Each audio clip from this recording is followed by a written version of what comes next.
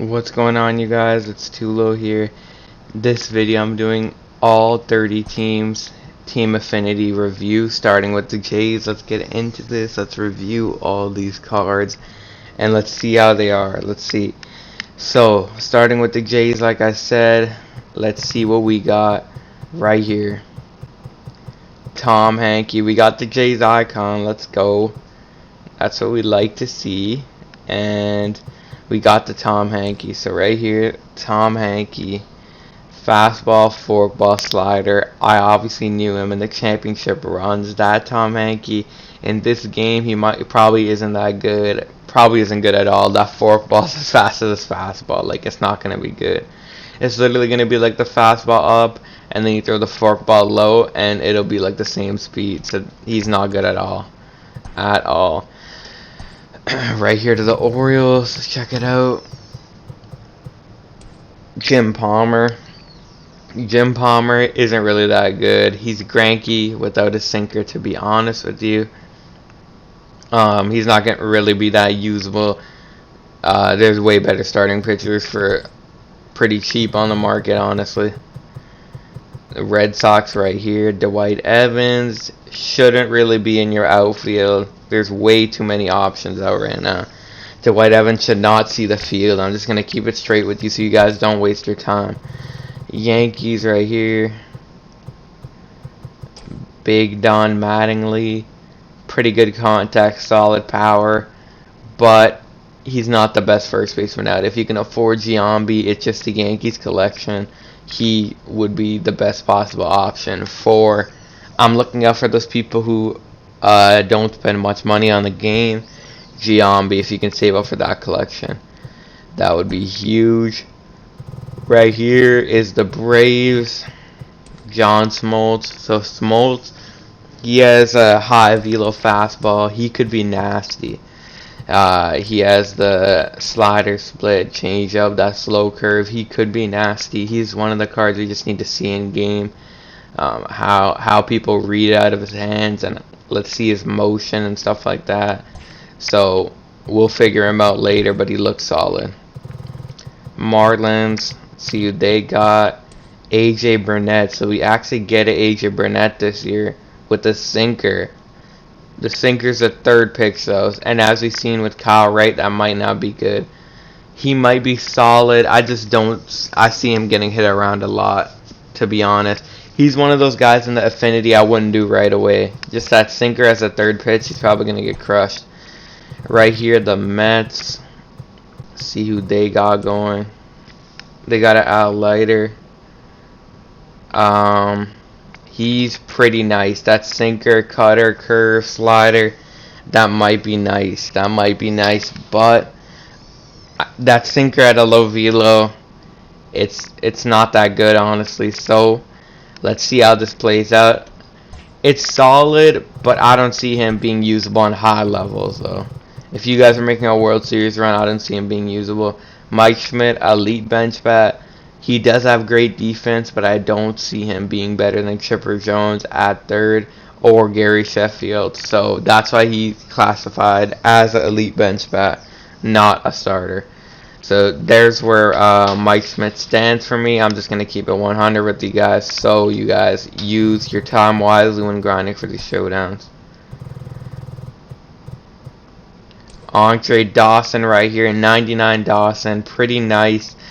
But you guys, there's better options in the outfield for cheaper right now. So that's what I think about Andre Dawson. He reminds me of like another Dwight Evans card. Not really that usable. So let's see what the White Sox got. Paul Konerko, big Paul Konerko. The hitting stats are nasty. Fielding obviously isn't that good, but you can live at first without defense. He could be in some people's lineup in first base. First base is thin because with Thames you have to get far in the prestige program. He's elite bench bat though. If you guys can put him on the bench, it would probably be in almost everyone's bench.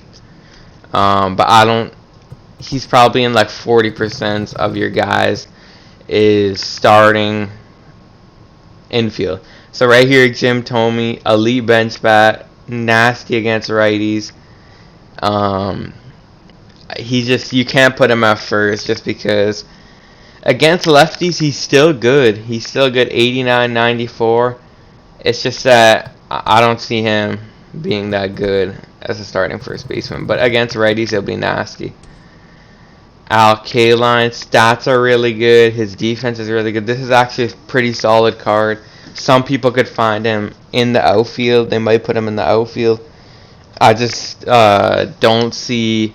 For God squads, you should put him in. But maybe for some of you guys doing budget squads, you guys could put him in. He shouldn't be the first guy you guys go after, though, if that makes sense. This one, I think it's George Brett. Yep, George Brett. Pretty nasty hitting stats. Good defense. Does he replace Chipper or Thames? No. But if you don't, everyone has Chipper. He's like 30K. So I don't see him replacing Chipper. And if you have Giambi, he shouldn't be replacing Giambi. So based on the information I just said, you guys can make a decision on whether Brett fits in your lineup. So right here, the Twins. Harmon, Killebrew, and he's always hit tanks, but his defense, he's not a starter. Elite bench bat. That's where I classify him as an elite bench bat. Just because he always rakes off the bench, but that defense hurts. Cubbies that carry wood, this could be nasty. But like with all the relievers without a sinker, or sorry, a starter, I don't know why I'm saying a reliever. Without a sinker, we'll have to see how it plays out. He might be nice. I think he will be nice. I think he might be able to crack everyone's top 5 just because starting pitching is so thin right now. But we'll see how it plays out. He is looking nice on paper, though. Cincy Reds, huh? Eric Davis. Solid. Shouldn't be in anybody's outfield given the options, though, like I said with Andre Dawson. So he's solid, but I just don't see him. You guys should not be going for him first. If you guys are a Reds fan and get him, understandable, but do not get him first for sure. Robin Yount. His defense is good, but there's just too many options at short. Cap, Gregorius, Correa, and Zobrist. So there's just way too many options for budget and God squads to put Robin Yount in right now. The Pirates right here, let's see who they got rocking with. Jason Kendall. Kendall looks solid, but the under 80 power and a questionable swing. I don't think he's better than Bichette back there. And yeah, I don't think he's better than Bichette. So Jason Kendall's a no. And catchers wise, there are better options out there, I'm pretty sure. It's like, I don't know why I'm not remembering these catchers, but you could always move your cap to catcher. It's just, don't put Kendall there, in my opinion. He's just a spot in the lineup that you don't want to have, catcher or not. That's the beauty of a cap. You can put it wherever you have your weaknesses, so you guys can do whatever you want with that. Cardinals. Lou Brock. Pretty solid card. Speed and defense. If you guys like these type of cards, it's a card for you. If you have a God squad, you should not be getting him. Even if you have a budget squad, I don't think you should be getting him because it's a power meta game and he's a contact hitter. Not going to be good for Exafilos, man. Not going to be good. So the Angels, Tim Salmon. He's a nasty hitter. I would classify him as a good bench bat. He's probably he's a solid bench bat. The reason I want to classify him as elite is because he's not like elite at like hitting a certain handedness, but he hits everyone well. So he's elite bench bat. It's just because there's so many nasty righties, so that's why he gets put in the bench bat thing. Actually, going back on Salmon, you might be able to hide him in right like we did with Reggie. Catfish Hunter sucks. We don't gotta do much research on him. But honestly, that Salmon thing's interesting. Buhner right here, not usable. Shouldn't be in anybody's outfield. Like I said, with the outfield options. Going back on Salmon, let me know in the comments if you guys think you guys can hide him in right field. I don't know, that might be interesting. Let's see with that Salmon card. Michael Young, swing has always sucked. He's a no-go for me. And if you guys try him out for yourself, maybe, I'm pretty sure it's the same swing. He's not good. That swing is all kinds of effed up. So right here at the Astros, Jeff Bagwell. So they actually gave us a Bagwell. This is nasty. See, he's probably not the best possible first baseman, but I might want to try him out just to try him out, bro. I mean, that's nasty. I can't see why that can't be good, but it's that stance, that weird stance, I think. So right here at the D-backs, see who they got. Matt Williams. Bench bat, not elite, because I don't know about the swing yet. Shouldn't be a starter at all. Only plays third, and they're chipper for that. So shouldn't be a starter at all. Bench bat at best for anybody. Right here for the Rockies, Dante Bichette. Dante Bichette, good hitting stats. He should not catch a lineup just because there's way better options. Especially in this Affinity, there's way better options. Oral Hershiser should be your first Affinity you guys go for. Is the Dodgers Hershiser. He might be nasty.